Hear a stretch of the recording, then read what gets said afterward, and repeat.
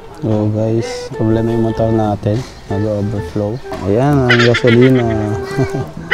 Natatapon, no? Lakas. So pag aandar yan, tatagas din yan. So buti nila meron tayong tropa dito na may shop na malapit lang dito sa bahay natin. So puntahan agad natin.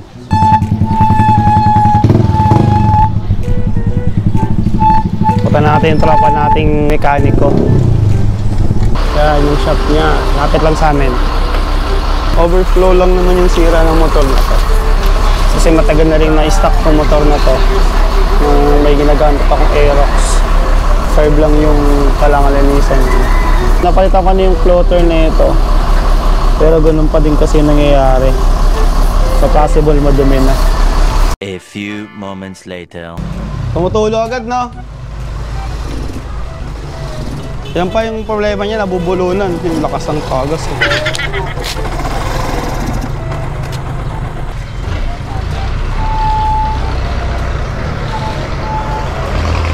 Tulak natin.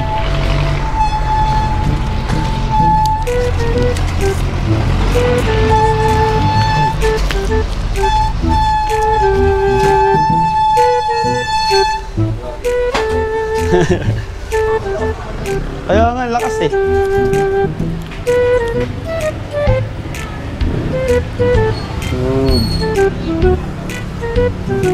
Ito na yung itsura ng motor natin. Wala na kasi itong air filter eh. So lahat na ng dumi dyan pumapasok sa carb. Kaya medyo pangit na yung timplado ng carb natin.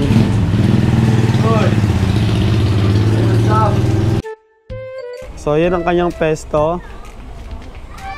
Dito yan sa Phase 3 Block 6, Payatas, Quezon City.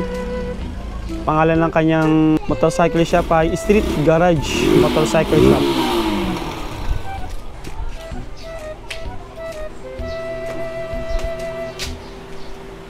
Pero goods na ulit. Makakapasok na tayo sa trabaho. Panggilid to, di ba? ADB click. Meron pang gilid na bola. May mga bola niya. May pang P6 din, ADB and Max. Mga bola niya. Brake shoe.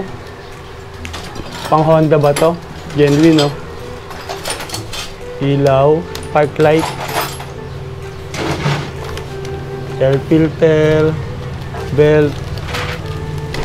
Cable, brake pad ulit, relay, may relay siya dito, switch, and max.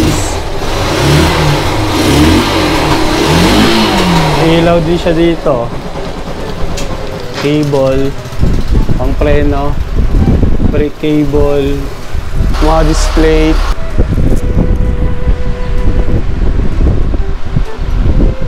May mga tool.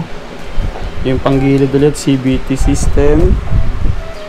Tire sealant with inflation. Tapos super coolant. Tire sealant. Kailangan nyo to guys. Gear oil. Yan ang mga available dito sa store nya. Yan, may busina rin siya. Smoke ko. Hindi kayo talo dyan sa mekaniko na yan. Pogi na, mabait pa. Ha? Hey! Kahit wala kayong motor, pumunta kayo dito. Pagawa kayo. I-request ako sa kanya ng kadena. Para diretso kabit na din syempre. Mag-8 years na to, itong motor natin. Goods pa din, di ba? Basta mekaniko kang ganyang kapogi, hindi ka magkakaproblema. Binalik niya na yung ating cover. Ready to go na.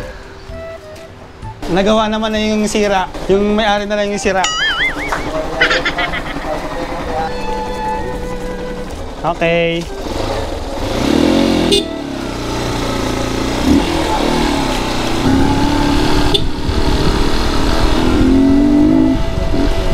Overflow lang naman yung problema.